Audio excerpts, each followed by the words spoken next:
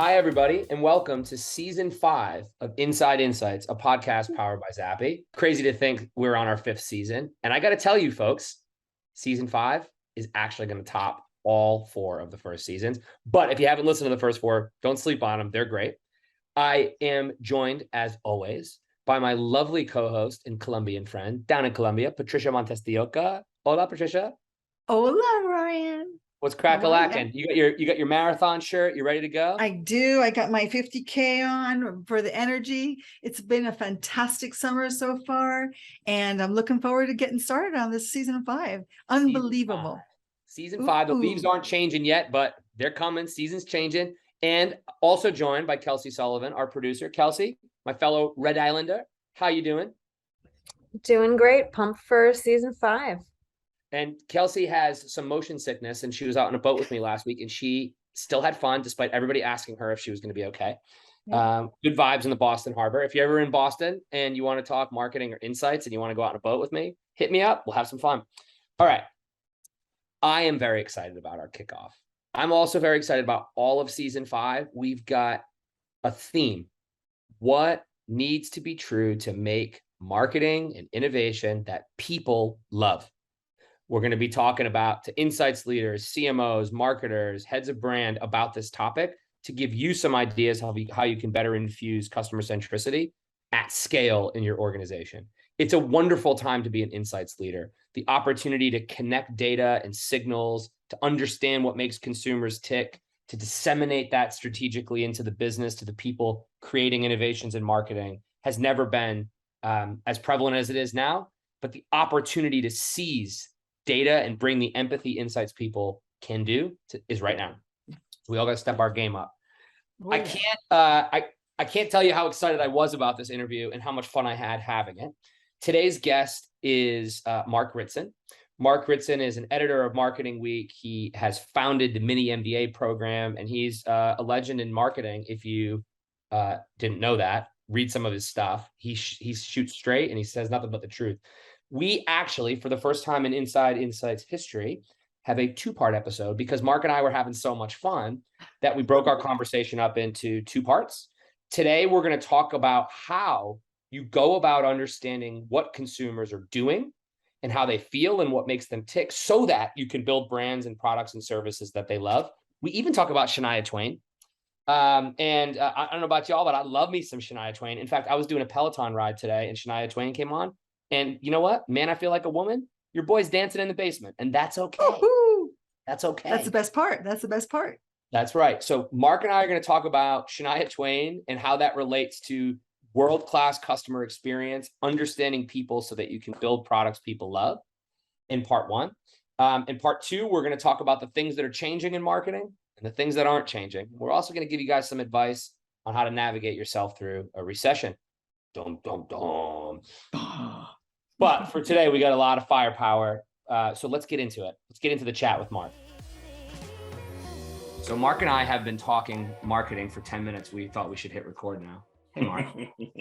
We thought it was the morning, afternoon. I always like to say to my Australian friends, hello from the future, because it's where we are Friday here and Thursday with you. So the world is still around. Don't worry. The world is still around. I get a kick out of that with my kids on New Year's specifically. Like it's like the middle of the day. We're like, it's New Year's in Australia. And the kids are like, there's the Sydney Harbour Bridge.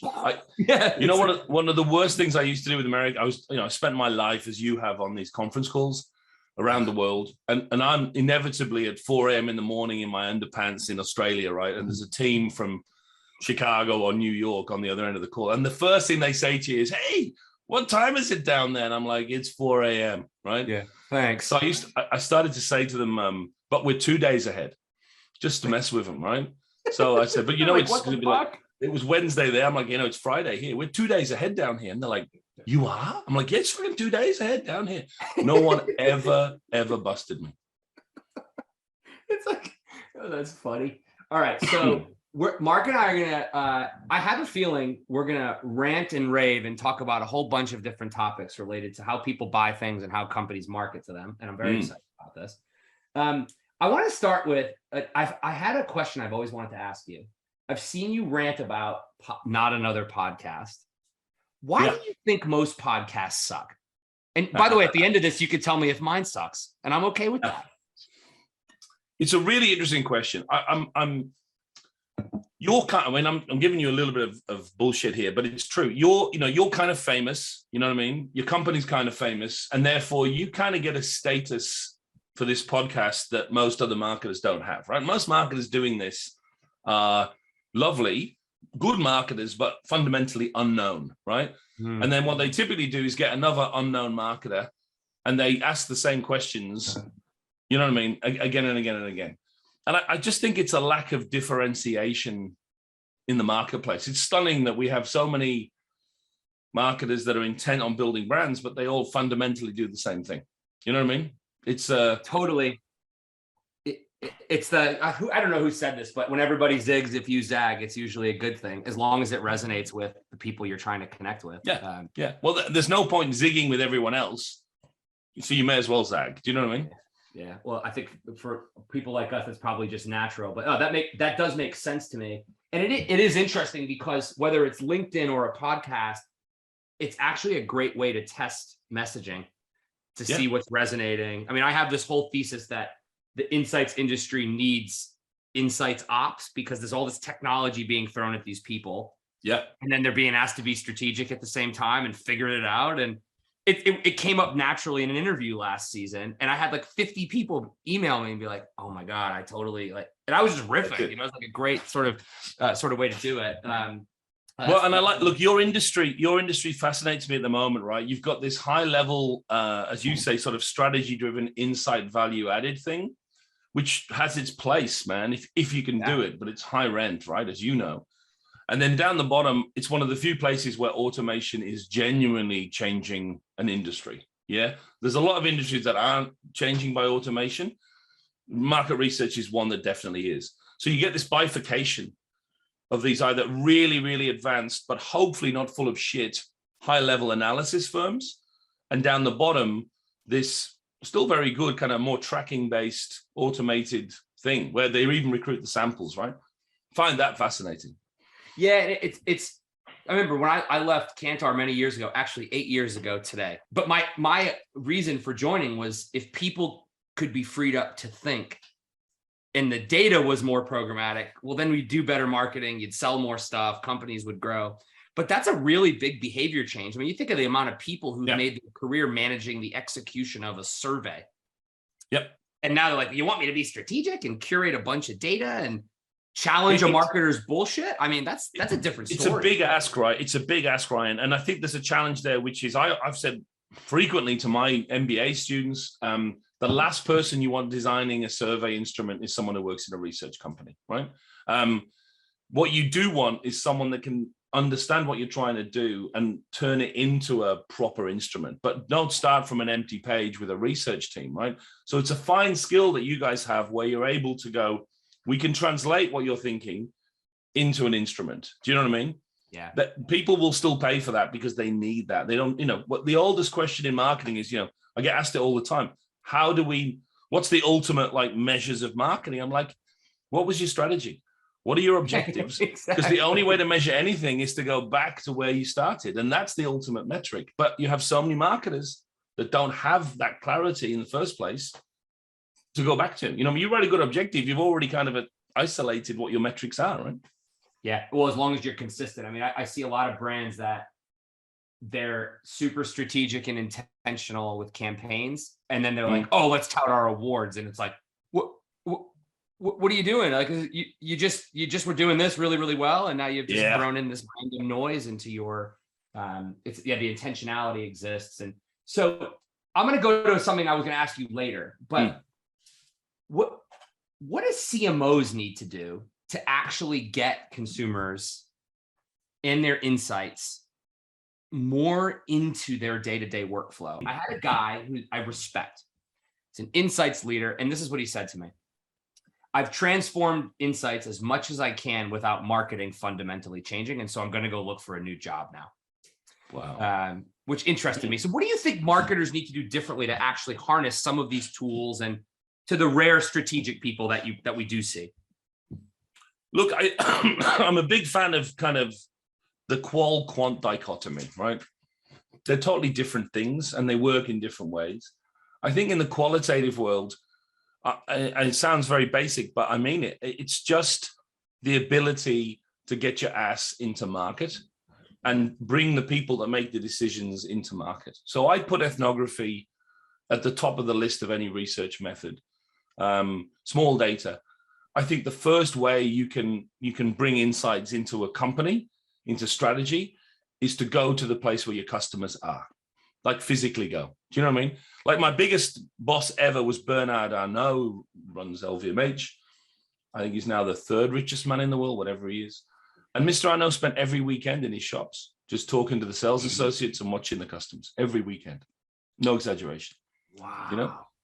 And we have video of him doing it. He knows the name of the guy on the door of all the different boutiques. And we know because when he went to, he's in Japan to do a numbers presentation, every Japanese boutique in Tokyo was ready because he was going to come in. And he goes straight to the sales associates he knows, asks them how things going, what's selling best, meets a couple of clients, has a chat with them. He doesn't talk about it. If you listen to him, being interviewed, it's all about the ballet and about opera, but he spends his days in the stores. And the whole point is, it's pure data, right? You can do that. And I was trained by the best CEOs who said to me, get your ass out into the street, come a day early to a meeting, wherever you're going, walk around, see what's going on, visit the boutiques. And I think that's gone, right? This big data thing has ruined that.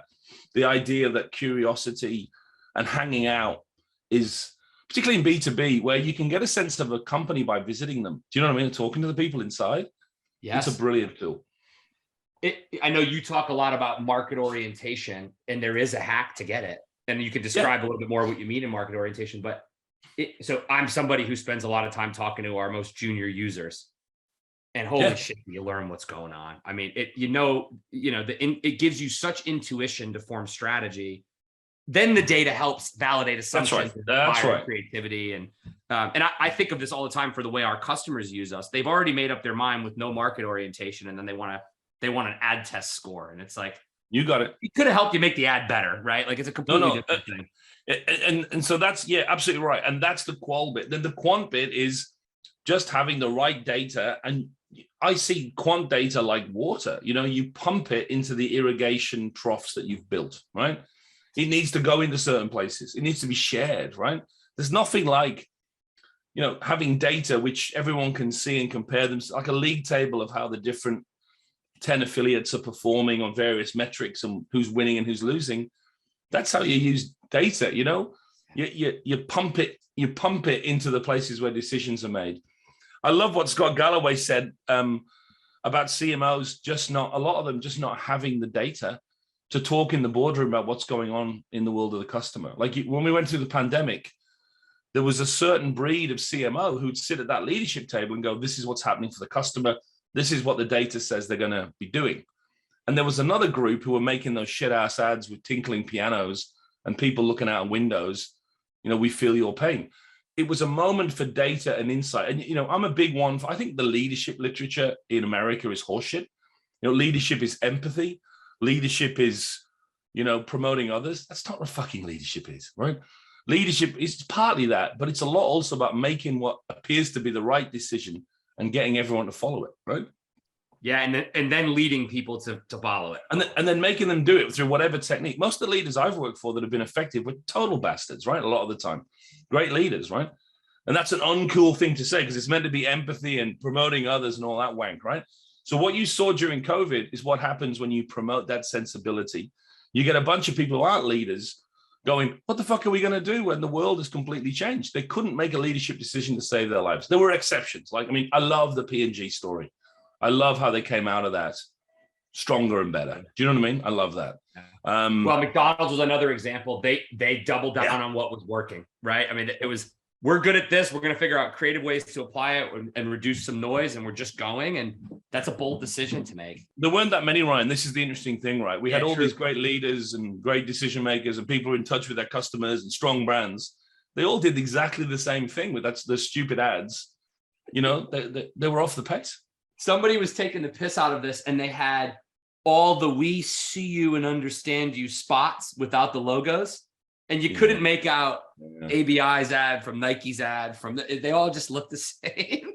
And It's you like know, a- the interesting thing is it's all getting back to this market orientation point. It's all this mistake that people think their brands are really big parts of the customer's life. And even the strongest brand is a tiny, tiny thing. No one gives a fuck what your brand thinks about COVID right now. Do you know what I mean? That was the point. These people that have not grasped market orientation because they work 8 hours a day on a toothpaste brand think that, you know, the toothpaste is a huge part of this customer's life.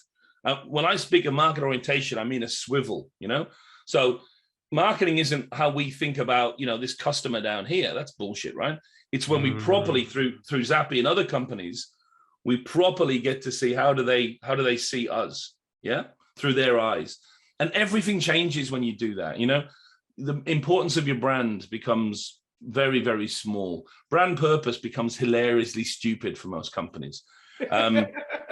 The definition of competition is completely wrong in most companies. They haven't got it. They think the competitors are not who the alternatives are that the consumer is looking at. The touch points that matter versus the ones that don't matter. My biggest interest in life is watching that swivel and trying to show companies, hey, you have no idea why people like you or how they buy or who they look at. You've never even grasped this. It's a stunning realization. You know? It is. Well, and it's to that swivel point, the same person who bought a wellness product perhaps stopped for a Big Mac on the way home and is maybe considering a Peloton bike, but also is going to brush their teeth. And it's like, they're just one person. You've got, I mean, Bob Hoffman has that great line about open your refrigerator, look at all the brands and all those different brand purpose intentions that you have no idea about, right? How many of these things did you buy because of brand purpose, right? It's a great reality check. So market orientation is the easiest silver bullet in marketing, in my opinion. I think you agree with me. It's that gentleman who probably drives around on a $200 million yacht today. What a hack. And it just leads to shortcuts and decision-making. So you talked about data.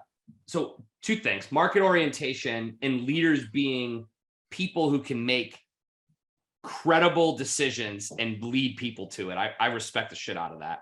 And not necessarily correct, right? I think one of the other lessons is there is no correct strategy, right? There is no right answer. And most leaders grasp that and yet convey that complete sense of certainty that this is the right answer when no such right answer exists. I find that fascinating as well. Yeah, me too. And I mean, and also, you know, this is a Jeff Bezos quote that I really like. How many decisions do we make are actually completely irreversible? You can make a strategy, execute against it for 2 years, and you're going to iterate along the way if you're smart anyway. So it's like you spend a lot of money in navel gazing exercises where it's that balance, Ryan. It's very interesting. You're holding the wheel for the sort of overall strategy, but at the same time, as you say, the course correction that happens as you're learning. I mean, there's that balance between those two things. One of the courses I run, I finish with a simulation where the brand managers manage a brand for 5 years, and their grade is their share price at the end, right? And I really wanted the simulation for exactly this point that, you know, a lot of them in year 2 or year 3, they shit their pants and change their strategy completely, failure, right? A lot of them just hold the wheel like this, completely dead set for 5 years and fail. It's that balance of just being able to go, okay, this, because all the other students are competing with them. So how everyone is moving around you does have an impact, but you've still got that general course, right? I find that's fascinating. You know? It is. And the best leaders, I mean, those of you listening, you don't realize until you're in the chair how much pressure comes from the street, the board, the investors for short-term results that are not right. So you have to set a tent pole, drive the bus there. But I mean, the way I do it is each quarter I take stock. What did we fuck up? What did we learn? How do we iterate? And then you just stay on course. But so you just did something very rare, right? So you stopped and learned and then moved on, right? So when I work with brands, I try and get 2 days with the team. And the first day I say, we're just going to learn from the last 12 months. Like literally not allowed to talk tactics, not allowed to talk strategy. Let's just rewind back. Imagine we go back in a time machine 12 months. What have we learned from doing all this shit? Let's break it all down, share it with each other, come to a conclusion. And then day 2, you go, right, based on what we've learned, what are we going to do strategically, not tactically, strategically, what are we going to do next year? And though it sounds so obvious, most companies, they get lost in the bullshit of agility, and they don't have that sense of strategically, where are we going? And it's a beautiful thing when you have a strategy. You know what I mean? It's such a beautiful advantage to be able to go, our strategy is so good. I mean, I've only had these experiences 7 or 8 times in my life, but I'm working with a client. Our strategy is so good that whatever the competition do, there's no way out of this. It's just going to get better and tighter. Do you know what I mean? That moment where you go, you know, it's beautiful.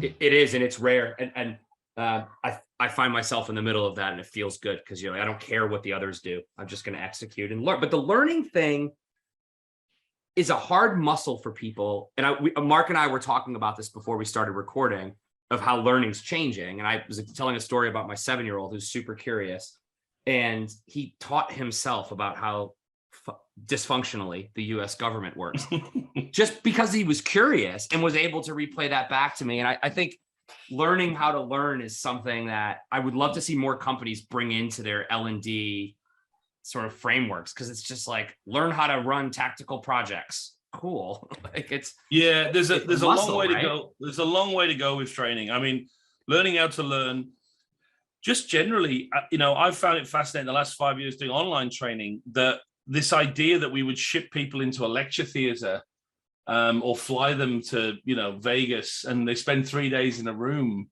and that's the best way to learn, is like, no. Like, no one does that. You know, for me, as I've said to you before the podcast, before we started, I've used podcasts for my students now because they learn better. They go jogging, they walk the dog, they look after the kids, but they can learn rather than sitting in an amphitheater with 60 other people while someone does a theater performance. Is basically what being a professor is now. So true. Yeah, there's a real change coming in that area. It's ripe for change. And for me, the fascinating thing about education is it's not just the economics of it. The key point that I've learned, having been a real professor for 25 years, is, and the thing that broke me, was that if you do online in a particular way, the people learn better and they learn more. Like your son, right? He learned more doing it that way than spending the same amount of time being taught by a teacher, right? Yeah. That's the killer point. It's not just cheaper, more convenient, more democratic, whatever. It's a superior way to learn. Yeah. I mean, there's one, I mean, the problem with the Gary V's of the world is they take it too far, and they're against all education training. You still need the structure of learning, or you end up getting it wrong, right? You end up getting those guys that post on Twitter, you know, these 10 hacks are better than an MBA. I always go after them because I'm like, first of all, you haven't got an MBA, so you don't know anything. Yeah, you don't know what you don't know. Yeah, and these hacks, you know, most of them are like, these 10 hacks on marketing. I'm like, all of your hacks are about communication, which is 5% of marketing. And if you'd have done a proper training course in marketing, you would have known that. So stop trying to train other people because you don't know enough yet. You know what I mean? Yeah, it's true. There's a lot, but it's also just people being willing to learn. It's you know, so I'm somebody who I have an advanced degree in market research, and I've been building a software company. I don't have an MBA, but holy shit, do I want to learn, right? So, but that's a curiosity thing. And, you know, one of the things that companies need to enable, and this is a huge pet peeve of mine. The McKinseys of the world make millions of dollars telling insert beer brand here they need to be agile. That means absolutely nothing to Jessica, who's an innovation R&D manager in China. And she's like, what the fuck does that mean? I got like, and they don't enable any of the things that actually means to become true, or create the space for failure and iteration and all these other things that what they really mean is cut costs and go faster. And I just wish they would just say that. It's true. The biggest lesson I've taken from the learning, you know, the appetite for learning, is that market orientation precedes research. Yeah. So the role of market orientation is basically to make you realize, I don't know anything. Oh, fuck. Everything I think is wrong. Oh, shit, right? Moment. Oh, shit. My list of competitors isn't what the customer just told me she's looking across. You know what I mean? Yeah. And if you can, so I always use college professors as an example. I used to teach in all these business schools where we all get great research. We get a pack of feedback at the end of each semester from the MBA students telling you where you suck and what you're good at and all of that. It's painful, right? You sit down and read it. And I used to say to my students, look, most of your shit, every business school has really bad teachers and really good ones. The really bad ones are getting the same amount of research as the really good ones. So how come the really bad ones have stayed bad? Because we all started out not being able to teach. And the answer is that not the amount of research which they have literally delivered to their office. It's the absence of market research, the absence of a hole that needed to be filled with insight that creates the curiosity, which brings in the data, that starts the cycle of testing and learning. If you don't have that realization that you really don't know what the customer wants or does, you'll never seek the research that will give you the answers, you know? So, you know, and I think the buzzword for that in market research circles, for those of you listening, is foundational research. But you have Mark's market orientation point. If you take nothing away from our conversation, take this. It's so easy. I have a friend, Christian, who runs insights at Colgate. You know what Christian does? Every Saturday, he goes to the supermarket with his wife and his kids, and he looks at all the aisles and he watches people. And then when he's in his strategy meeting, he adds value. And this dude's got a lot of data. I mean, you think Colgate Palmolive probably more data than anybody. Yep. That's a instinct feel thing that helps everything else. So where else? So now let's just assume, let's give everybody listening the benefit of the doubt. They listen to you, they start to find ways to turn the script, to turn the microphone around. Okay. Where else do you see insights being used effectively through the workflow of creating things into the world and then optimizing them as they go forward? Like, what are some, I guess, some good examples or where CMOs can get more value? And you can answer it from both sides. There's a few places, right? So I love the idea of research then producing segmentation. So a big error that almost everyone makes is they see segmentation and targeting as the same thing. They're totally diametrically opposite. Segmentation is part of insight. Segmentation is about the market, right?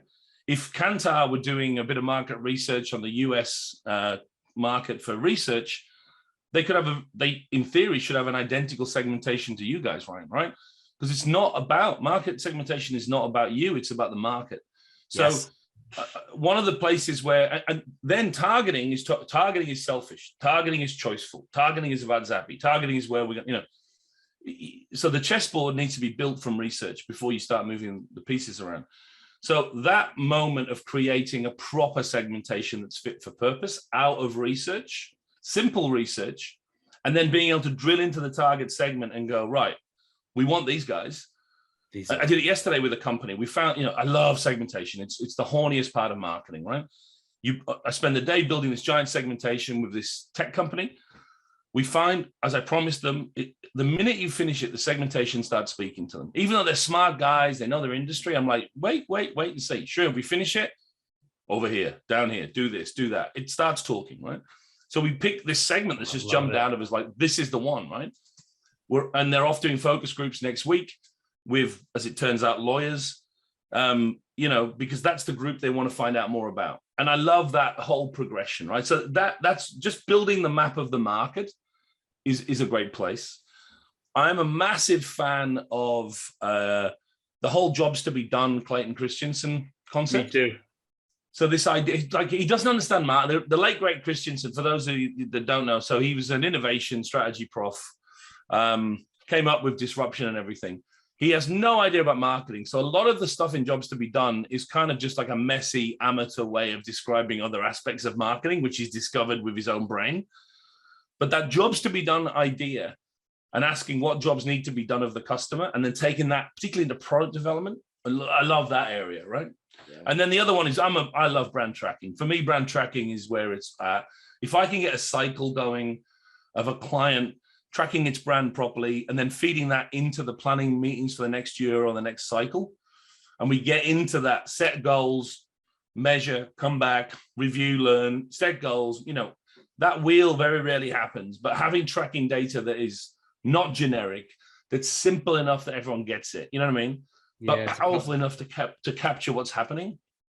That's my, that's where I love to be. I love that, I love a 30-item questionnaire that's been asked 5 years running, and the insight is in the movement or non-movement. I mean, the first thing you learn from brand tracking, if you're a manager, you're a marketer, is nothing moves, right? And you're like, oh, the instrument, and I get lots of people say to me, you have to change the instrument because it's not moving. I'm like, no. You have to focus more because this is what the market is really like. You want to increase consideration, you need to put all your horses on it. And it's going to have to, you have to go hard. You want to change the perception that you're agile, you're going to have a campaign that screams agile for 19 months. You know what I mean? And that's the reality. That's what brand tracking teaches you, man. You've got to fucking push, And be patient, because this stuff, be patient. I have an optic in my business where despite how flexible we've made the platform, people think we're rigid. And that's a 3-year Marcom's job for us.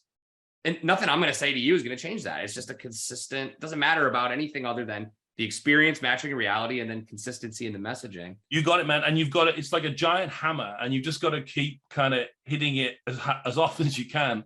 And marketers like, oh no, we've done this now. I'm like, no. We're only just beginning. To your point, you know what I mean? We've got to be more obvious than this and do it for longer. That's the nature of the game. I mean, I believe in differentiation. I'm pretty rare these days, but only if you pick 2 or 3 things and then go after it for 10 years in a very obvious way. And again, it's not unique. It's not even, frankly, it's not even that you own an attribute. None of this ever happens. When we look at this data, right, we never see a brand that owns an attribute in the market. That's all bullshit. But 2 or 3 associations that come to mind for your brand relatively strongly, that's all we can hope for. And if you can get that, you win. I mean, it's mostly about salience, right? It's mostly about coming to mind. I think everyone accepts that now. But I still think there's that associative image thing that also plays a role, albeit less of a role than we once thought, right? It's mostly B2B, B2C. Do I come to mind? If Zappy comes to mind when I'm thinking about insight, you're pretty much there. Yeah, I was telling you a story, which we don't need to say here, but when somebody's ready, they call with salience. If they don't, then that's a B2B dilemma. But there's this is by the way, this is the work we were talking about, which is worth sharing, right? So LinkedIn are doing some really interesting B2B insight stuff. They've invented this 95-5 rule for B2B markets, which I adore. And I've seen it work with senior managers who've never got brand building before. They've got a shit ton of data that shows 95% of B2B customers are not in market right now, right? For banking, for research, for head recruitment, whatever. And 5% are. And the minute you get that, when you look at the data, you go, right, that's why we need marketing and sales. That's why we need to build brand as well as target customers. Because to your point, the best marketing in the world doesn't make someone pick up the phone and go, hey, I've just seen you on this podcast, and what I need is $12 million of research, right? Yeah, exactly. The need is generated internally, but then Zappy comes to mind and they move into the 5%. That's why we do long-term brand building. We do it so that for the 95, so when they become the 5, we're there. And that point, again, is so simple, but most marketers and most managers don't get it. You can't go out and just sell. You can't spend more money on sales teams or lower your prices. It's the same 5%, you know what I mean? I don't have the data to back what I'm about to say, and you might call bullshit, but I would argue it's the same with B2C products. It's still about salience in the moment of, I have this problem, or I have this job, I'm hungry, I'm thirsty, I need to make a call, I want a beer, whatever that is.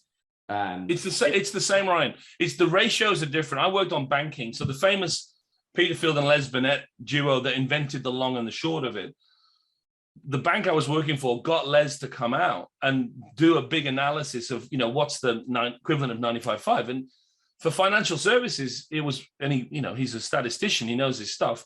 You want about 75% of your budget in long-term brand building, and only about 25% of it in product activations, right?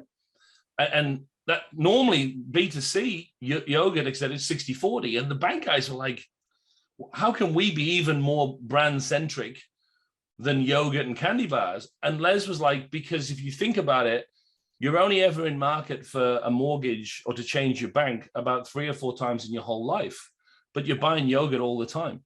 So the moments of activation, relatively speaking, are much less. And the need to build that brand. So when I'm like, I'm going to change mortgages, this is a moment in my life where I can, switch banks, we're ready to go. So yeah, it varies by industry, right? The rough rule 60-40, long and short. But yeah, B2B 50-50 approximately, and long and short. But financial services 75-25. Which makes perfect sense.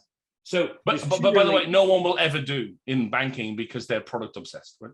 no, they're either product obsessed or short-term revenue obsessed because they're run by the street. And it's marketing. I mean, we had Mark joined us for one of our customer get-togethers, and That was fun. That was fun. wasn't it? We'll do that again.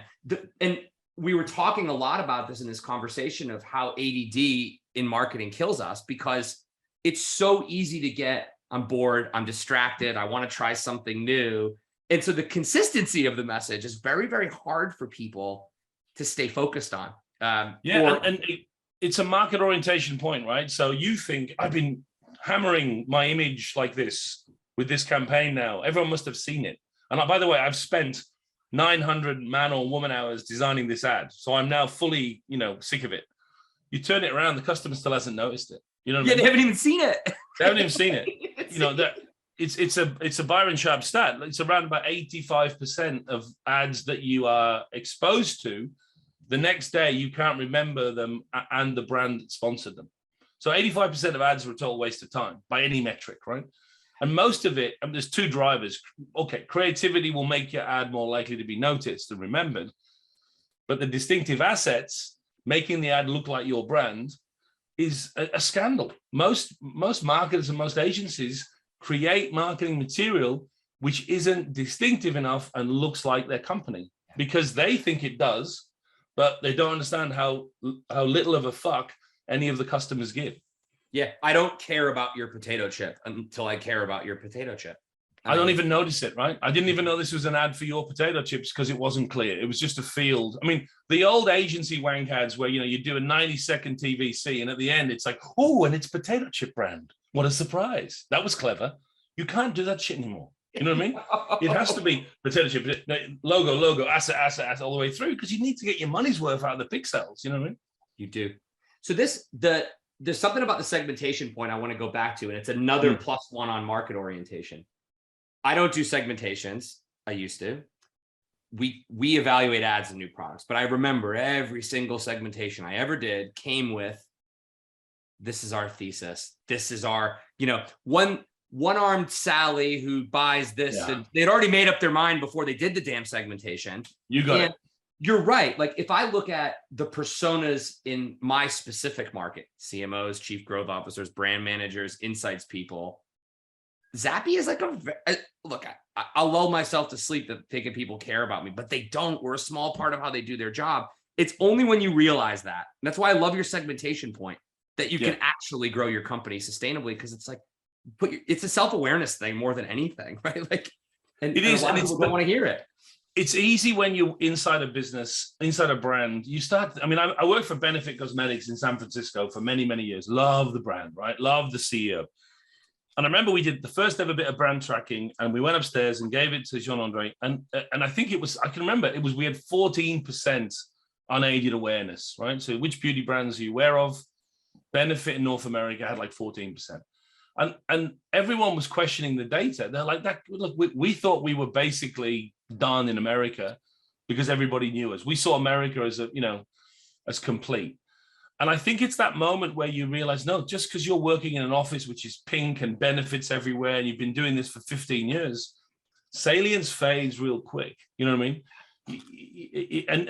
And there are corners of the market that just don't know who you are. You know what I mean? You look at social media, the people that engage with your posts are the unrepresentative, unimportant, tiny tip of an iceberg, right? The silent majority underneath who have no interest in writing anything, but will definitely read stuff, and you'll never know they're there. That's the market, you know what I mean? It is. And I noticed this, I'm sure you do with your own LinkedIn, the amount of people who tell you they've engaged when they meet you versus ever do anything. Yeah. It's profound, right? I mean, it's a big difference. So I want to ask you a question linking to your continuum, right? So let's assume for a sec, I know the market. I've done an objective segmentation. I've been curious. I love the story that you just told me because they were interested in learning more about lawyers. They hadn't even made up their mind yet. Yep. Let's assume it's lawyers. I know lawyers. I have a strategy that I'm going to track over time with brand tracking and sales data.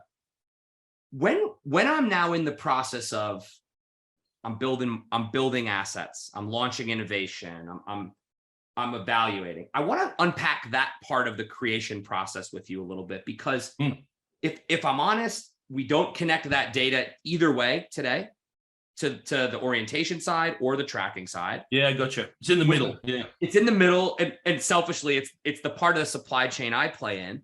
And it interests me because the amount of times I hear, we're launching tomorrow, we need an answer tomorrow, nothing's going to change. It kills me. It's not why we started our business. But how do you see businesses using, and I'll use traditional words, concept testing, advertising testing? How do you turn that from testing to learning and connect that better to the continuum that you just laid out for? You're absolutely right. It's kind of that middle area, which you'd think would be the most important, but often gets neglected. I was watching a Shania Twain documentary last night, as you do when you're on your own. As one does. As one does. Do you feel like a woman? I do feel like a woman, yeah. Don't tell my wife though. So I'm watching the Shania Twain doc. I'd forgotten about Shania Twain, and I forget that it was the third album, the best-selling album of all time by a woman, and she has this really savvy manager, and they're all talking about Shania's voice and creativity, and it's all true. And he goes, "Look, there were 12 hit songs on that album. Most albums have 2, maybe 3 hit songs. No one talks about this. The reason we were so successful is because we had 12 hit songs, and that's great value for money." And I'm like, the dude's got it, right? No one who's talked about the history of Shania Twain ever spoke about the actual quality of the product itself, right? And this is an incredible thing about modern business, especially marketing. Nobody thinks about the product, right? The reason I'll be self-serving in a second, the reason I'm growing like mad with Mini MBA, there are some strategic things and some cleverness there, but it's mostly because it's better than anyone else's course in the world. I know that, and the people on my course know it, right? That's a big fucking advantage. You see what I mean? Yes. Experience matters. But I think your question starts with, why aren't we doing more on product testing? I don't think people realize product's that important in the whole thing. They talk about ads as if, the focus in marketing is on advertising. It's a relatively minor thing, right? Is the product any good? And marketing is meant to be involved in that, right? That's the first point, right? It's one of our 4 levers, right? It's one of the 4 Ps. My message to all marketers, stop fucking around with the Ps. They're invented in 1960. They're the tactical levers. The first time you meet someone that says there are 5 Ps or 12 Cs, shoot them. Yeah, they're an idiot. It's like Gary V. It's an idiot magnet, right? It's a test, right? NFTs. They're there to show you which marketers don't get it, right? Product's important, and marketers can feed into that. But the next challenge is, when you read the marketing textbooks, they're all totally wrong. They talk about finding an unmet need and designing a product. I've never, ever been part of that process ever, right? What happens is, just like you, a product gets created because someone can make a product.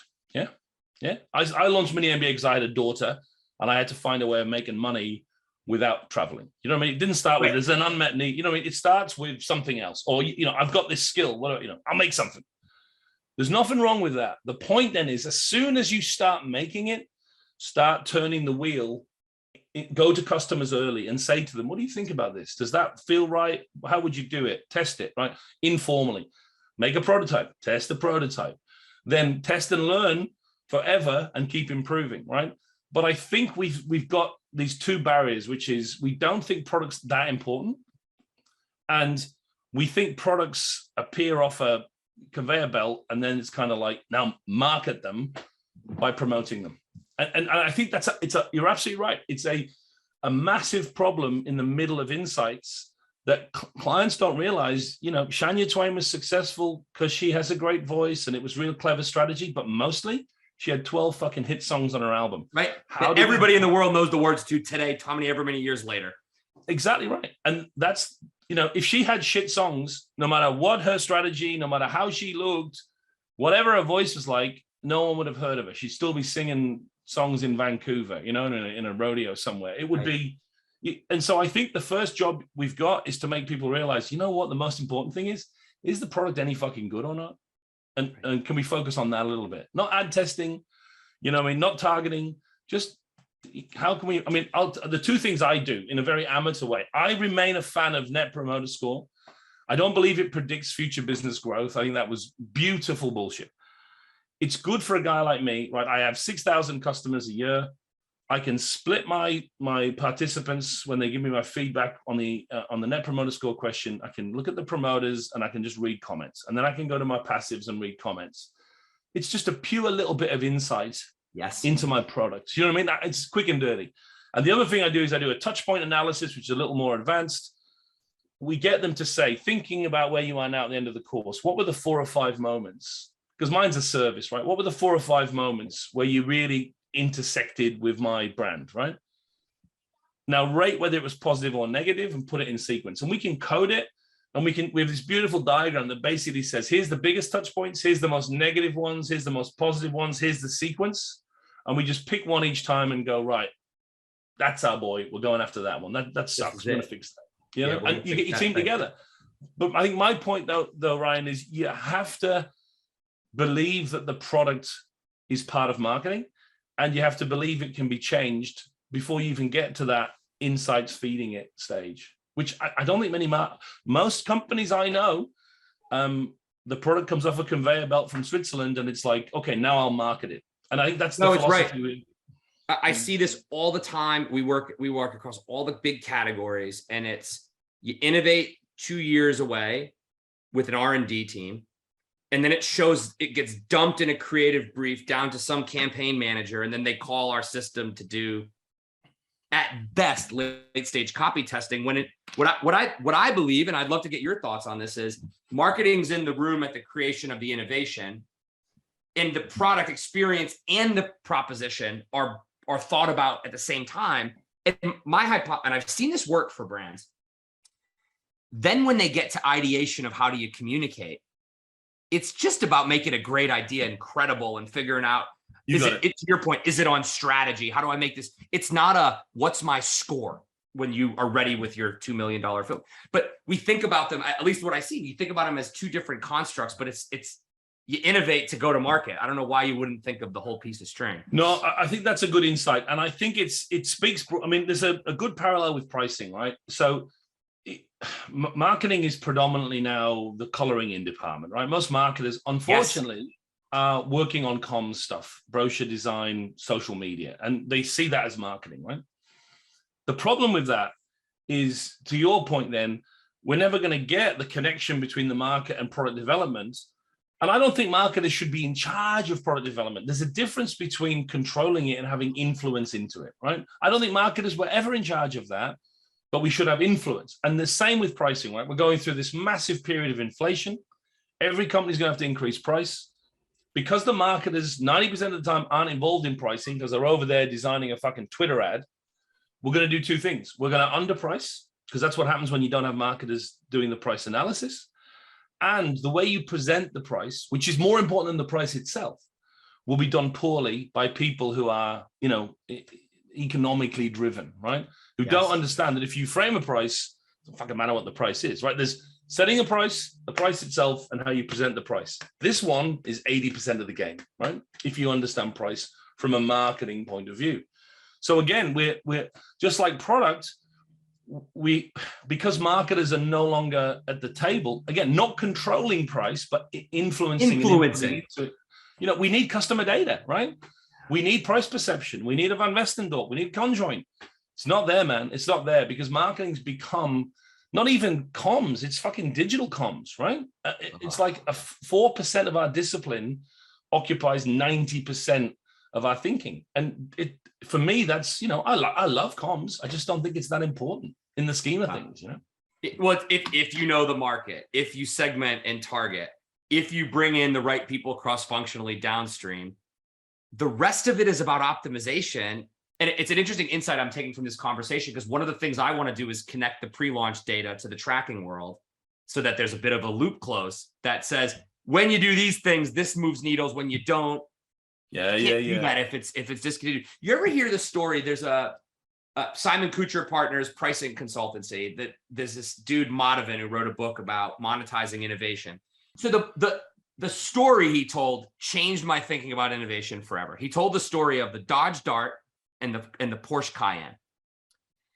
The Dodge Dart was started with an engineer's idea of what a car should look like. They built a factory somewhere in Ohio. They hired a bunch of people, and they thought, no marketers allowed. We're building the car's car. And they put every freaking bell and whistle you could imagine in this thing. Huh. And just on a cost plus basis, they had to charge, I can't remember what it was. Let's just say for the sake of discussion, they had to charge $70,000 for it. Porsche said, we have all this equity in our brand. The modern yuppie can't afford a 911, and we can't afford to only sell to the elite who can afford one. And so how about we monetize our brand asset and build a car with minimum viable Porsche other than the logo?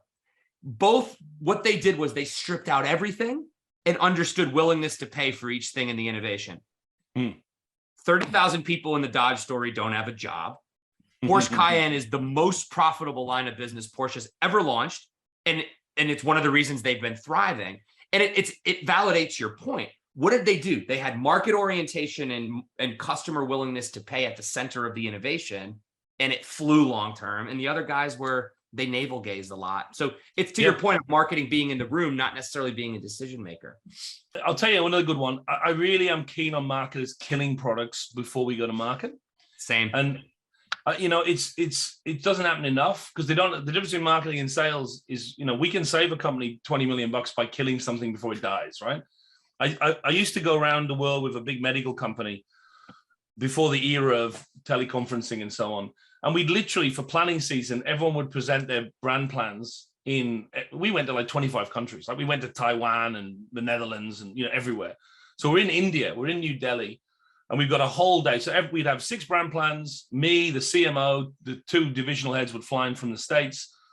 The whole of the Indian team was there. And each of the brand managers for the brands would present their plan for the following year. Sure. And there was a big excitement about basically a vaccine for some kind of tick-related, encephalitis thing. And the woman it's quite young that was presenting it, the Indian woman, she basically went through the process and got to a certain place and went, there's no play here. We shouldn't launch it. It doesn't work in India for these reasons. It's not worth it. And at the end, the GM of India came out and basically dressed her down in front of everyone and said, look, this is a big product for us. And I was expecting this to be, a $25 million product in year 1. And what are you doing? This is not marketing. And almost got her to tears. Like it was horrendous, right? And then my CMO came up behind him, one of my favorite people. And he basically, while the Indian GM was there, said to the marketer, that was brilliant. Ignore him. He's an idiot. Come and work for me in Chicago. He was like, listen, it's the best presentation of the day.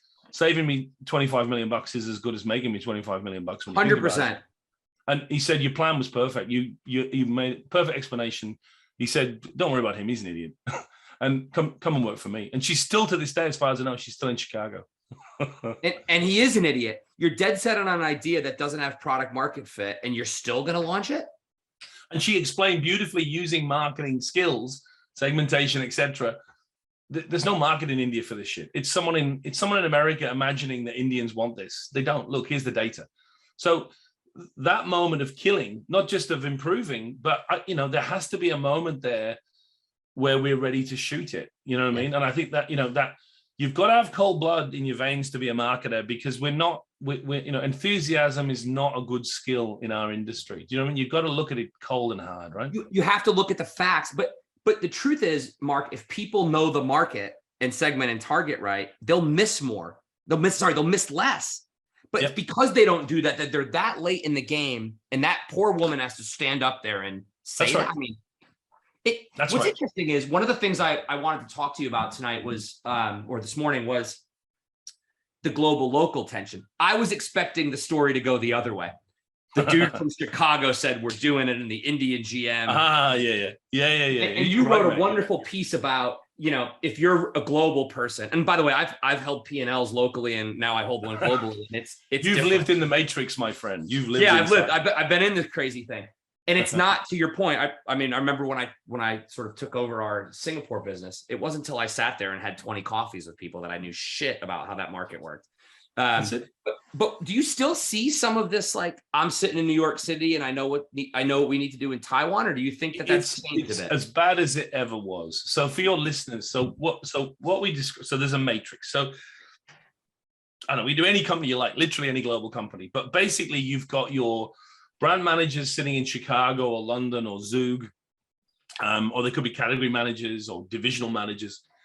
And then you've got your local marketing and product teams in Delhi and Stockholm and wherever else, right?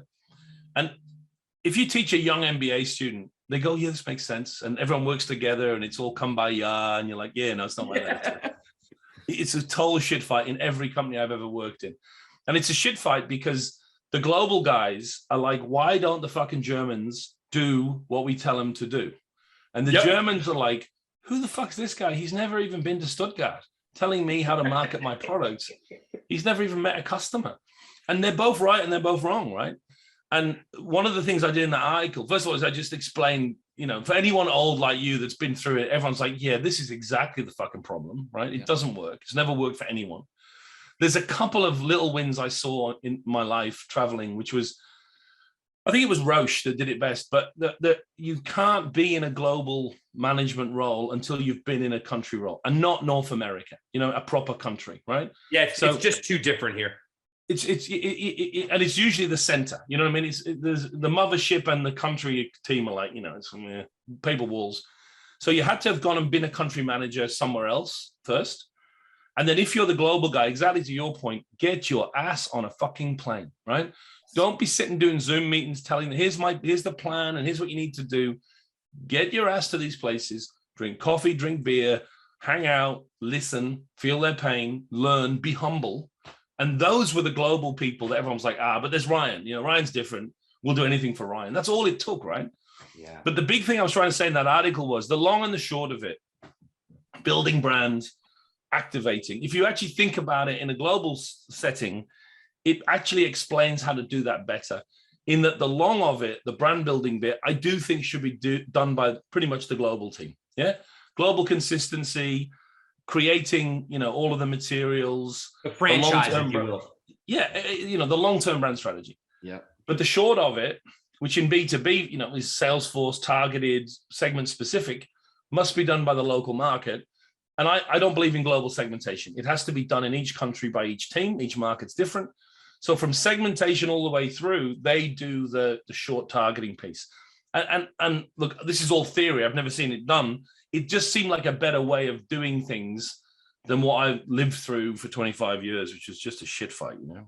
Oh, it's crazy. And I remember reading your article. I was a few weeks removed from being on a global call where 3 people who lived in different countries worked on the same brand, hated their global person and never once met. And it was just funny because I just brought myself back to that forced family Zoom conference I was on. Oh, I mean, it's nice to be able to get on planes again, isn't it? Oh, fuck. I had a team in Japan. I worked with a team on a single product launch for 7 years, right? And in that whole 7 years, the American, it changed. There were 3 different people being the global kind of marketing lead for that product in the States. None of them ever came to Tokyo in the whole 7 years. You know what I mean? And it takes a lot to get a Japanese manager to tell an American to go fuck himself. But right. We got there. We got there. Yeah, we did. That's really good. That's really good. So part 1, what did you think? It was so fun to listen to you guys. It was like, you weren't even talking work. You were just riffing. And I mean, it was a rant and a rave, but you guys were just riffing. And I mean, I'm not calling you old at all, but this is not your first rodeo, neither of you, right? Yet both of you sounded like it was your first day at school. Like you were so excited about everything you were doing and just infusing it all with, let's just go fucking do this. I love that. Oh, you know, it was, I wanted a beer the whole time because I did the interview at 7:00 at night, and this wasn't recorded, but Mark is one of a few people who I virtually looked up to, who I'm now happy to call a friend. Mark's going to come to Boston and we're going to have that beer, and we're going to go to Fenway Park, and I'm very excited about that. But it was also like 4 or 5 in the morning in Australia, so Mark was having a coffee. So I felt like a scumbag if I go get the beer. I also have to say to everybody, I am working on my potty mouth. This episode doesn't sorry. suggest that I am. So, Mark brought out the inner sailor in me. And so I promise I will do better in episode 3. But fuck it, we had fun. So what were some of your takeaways, Patricia? It was really, in this season, what I'm going to be doing is not recapping the whole conversation, but kind of giving you the 2 or 3 like nuggets that I thought were important for you to take home, right? And thinking about the topic about creating products and marketing people love. And in essence, what you guys were talking about is, what do CMOs need to get their job done better, to get consumers what they want, to get more value? So that's what I thought about when I plucked from the bounty of riches what I was going to share. The first one, there are 4. The first one is understanding the role that the quant-qual dichotomy plays in determining market orientation. Now, why do I talk about that? Because, there are 2 things going there. We need to know where the marketing orientation is, but how we do it is a very important part. Now, let me talk about quant and qual. They're different things. They work in different ways. Qualitative, get your butt into the market, find out what makes people tick. That's in essence, that's all about it is. There's some called ethnography, et cetera, et cetera. But at the end of the day, it's all about not relying on big data and getting out there, being curious and hanging out. Quant is about, and I loved the way he spoke about this. Quant is having the right data like water. He talked about it like water, pumping it into the irrigation, troves that you built. Make it sure it goes to all the important places. It needs to be shared so everybody can see and compare. You pump it where decisions are made. I loved how he talked about data and quant being like water. And how does this work into the process?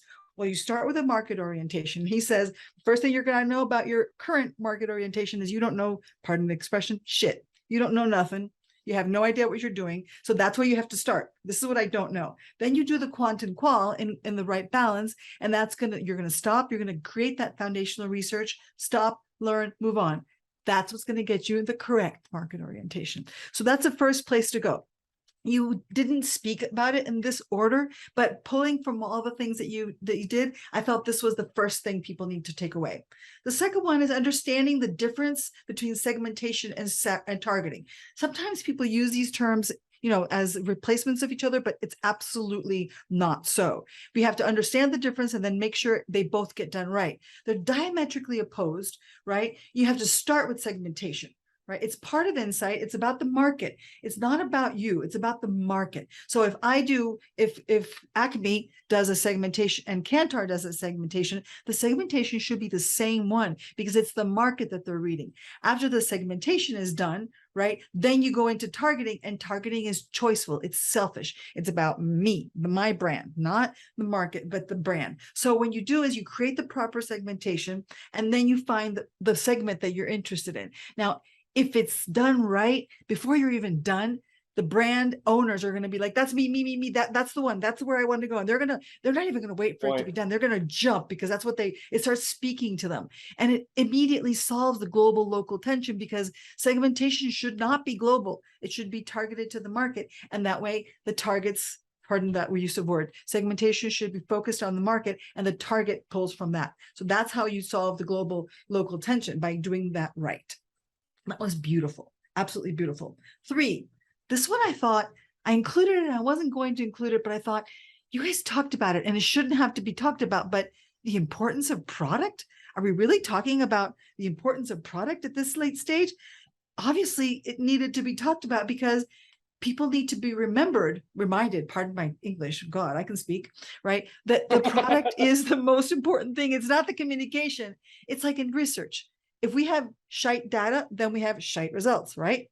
If you have a bad product or service, then no amount of marketing or communication is going to solve that problem. You got to make sure you have the right product. So you start thinking about it, products happen, right? Because somebody can create a product or service. And then you start asking people, what do you think about this? Does it feel right? How would you do it? Test it informally, create a prototype, have people try it.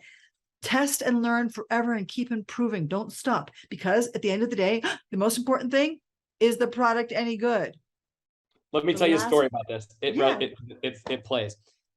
So show of hands, how many people listening get inundated with ads on their Instagram feed? Me. Okay. I have been getting inundated with ads all summer because I'm about that salt life in the summertime. I want to be on the ocean for a towel that doesn't get sandy, that dries fast, and it looks cool.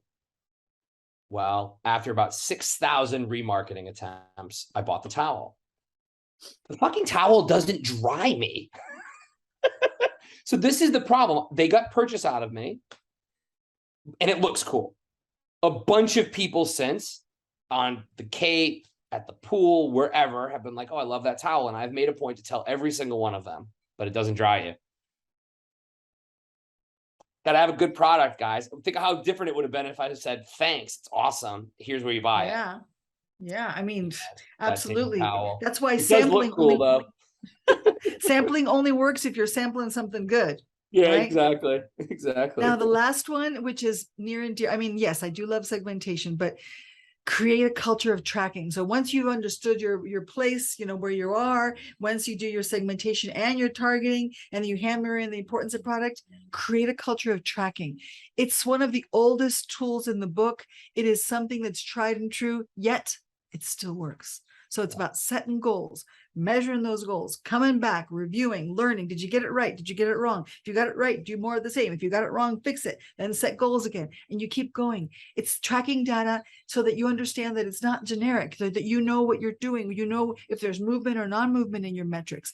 And it's got to be a tracking that's simple enough that everybody gets it, yet powerful enough to capture everything, right? Something short, sweet, that's consistent, not bogged down with, oh, now that you're asking them, let's ask them this other 35 questions. No, it's focus. It's all about focusing what you really want. This is what's going to help you understand what the market is really like. So you can find your space, put all your horses into it, Mark's words, not mine, and then go hard. I loved it. Put your horses on it. Go hard. In essence, learn from the past, break it all down, share it, come to a conclusion, start all over again.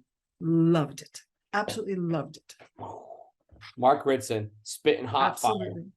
fire. My favorite part of that conversation was that whole notion of market orientation. And you talked about it, but like, how many businesses are so insular in their focus and don't realize that I'm actually a consumer in all your categories and I probably don't care about much of it. So you and Mark said it very eloquently, like turn the swivel on your head and say, like, Yes. listen, what are you actually up to that you can actually understand consumer behavior? And, you know, the truth is, it's one of the reasons why I joined Zappy, because if quant becomes accessible, scalable, easy, people can spend more time with people understanding them and use quant to blow out decisions, optimize them, validate them. But Exactly. so few people are willing to do those simple hacks. The guy who goes to the stores. I saw a LinkedIn post from Diane Hessen, who's another one of my former idols, who I'm happy to call a friend. Diane Hessen's on the board of Panera Bread, and the CEO of Panera Bread, you know what he's doing? He's working in the restaurant. Why is he working in the restaurant? Because he wants to feel it. And That's how that it person's works. going to be, I guarantee you, that gentleman's going to make a lot sharper decisions because he's in the coal mine, right? Exactly. That was a super fun episode. The next episode with Mark, season 5, episode 2. And we're going to talk about what's changed in marketing, what's not. And we have a star-studded lineup coming up in season 5. Few name drops. Bianca Pryor, VP of Insights at BET. Absolute boss. I've known her a really long time. I can't wait to talk to her about what she's learned about getting into the creative space. We have Jing Murtalou, who's the global head of insights from Beam Centauri. We also have Stefania Gavillo, who is the global head of insights, chief insights officer at Domino's. Domino's, who makes a great gluten-free pizza. Thank you very much. So we'll talk more about this when we get to Stefania's episode. I'm a sucker for a buffalo chicken thin crust. And fun fact about me, that was my high school and college job, pizza delivery boy. Oh, fun. Riding around the There you mean go. streets of Cumberland and Central Falls and Lincoln, Rhode Island, just slinging pizzas to people. It was a beautiful thing. Patricia, great job with the summary. Kelsey, thank you for the production. To our dear listeners, keep us honest. If we're not delivering value to you, let us know, but you're in for a treat in season 5. We've got seriously a great set of conversations lined up. And I'm really excited to get back in the mix. Thank you for listening. Thanks for everybody. coming. Talk to you next time. Thank you. Bye, guys.